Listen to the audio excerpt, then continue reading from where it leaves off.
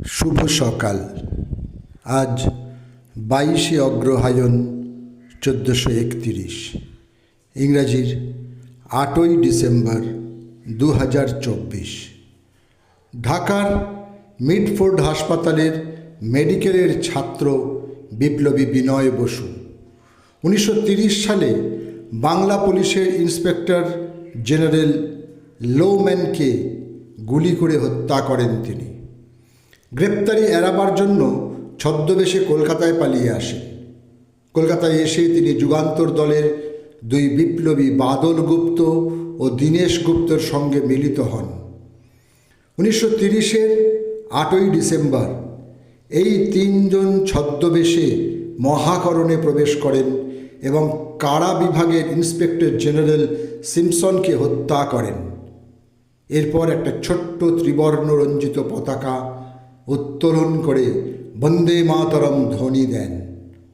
তারপর শুরু হয় চার্লস টেগার্ডের বিশাল পুলিশ বাহিনীর সঙ্গে তিন তরুণের অলিন্দ যুদ্ধ। উদয়শঙ্কর ছিলেন একজন ভারতীয় নৃত্যশিল্পী, নৃত্য পরিকল্পক ও অভিনেতা। তিনি ছিলেন ভারতের আধুনিক নৃত্যের একজন অগ্রগামী পথিক। রাজস্থানের এক বাঙালি পরিবারে 8ই ডিসেম্বর 1900 সালে তিনি জন্মগ্রহণ করেন। পুরো নাম উদয়শঙ্কর চৌধুরী। ভিক্টোরিয়ান যুগের একজন বিখ্যাত ইংরেজ দার্শনিক, জীববিজ্ঞানী, নৃতাত্ত্বিক, সমাজবিজ্ঞানী, ধ্রুপদী উদারতাবাদ ও রাষ্ট্রবিজ্ঞানের অন্যতম প্রধান চিন্তাবিদ ছিলেন হারবার্ট স্পেন্সার। 8ই ডিসেম্বর 1903 ইংল্যান্ডের ডার্বিশায়ারে তিনি শেষ নিঃশ্বাস ত্যাগ করেন। জেনারেল বিপিন রাওয়াত ছিলেন ভারতীয় সামরিক বাহিনীর প্রথম প্রতিরক্ষা প্রধান ও ভারতীয় সেনার একজন সেনা প্রধান।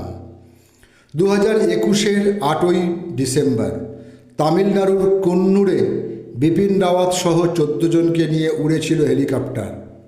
ওড়ার কিছুক্ষণের মধ্যেই তা বিধ্বস্ত হয় বন্দিশোলায় এবং বিপিন রাওয়াত ও তাঁর স্ত্রী মধুলিকা রাওয়াত সহ আরও 12 জনের মৃত্যু হয়। বাংলা পুরাতনী আগমনী গান, টপ্পা, শ্যামাসঙ্গীত, ঠুমরির সঙ্গীত শিল্পী ছিলেন চণ্ডীদাস মাল। 1944 থেকে তিনি আকাশবাণী কলকাতা ও দূরদর্শনের নিয়মিত শিল্পী ছিলেন। তাঁর বহু কৃতি ছাত্রছাত্রীদের মধ্যে আছেন অজয় চক্রবর্তী, ডক্টর উৎপলা গোস্বামী, তিমির বরণ ঘোষ, চন্দ্রাবলী রুদ্র দত্ত, লোপামুদ্রা, ঋদ্ধি বন্দ্যোপাধ্যায় প্রমুখেরা। আজ শিল্পীর মৃত্যুদিন। সময়টা 2021। মারাত্মক কর্কট রোগে আক্রান্ত হয়ে টলিউডের বিখ্যাত পরিচালক বিষ্ণুপাল চৌধুরী শেষ নিঃশ্বাস ত্যাগ করেন। তাঁর চিকিৎসা চলছিল এমন সময় 8ই ডিসেম্বর 2022 হাসপাতালে থাকাকালীন হৃদরোগে আক্রান্ত হয়ে সকাল 7:45 67 বছর বয়সে পরলোক গমন করেন তিনি। জননী তাঁর পরিচালিত একটি জনপ্রিয় ধারাবাহিক। সকলকেই আমার আনত প্রণাম।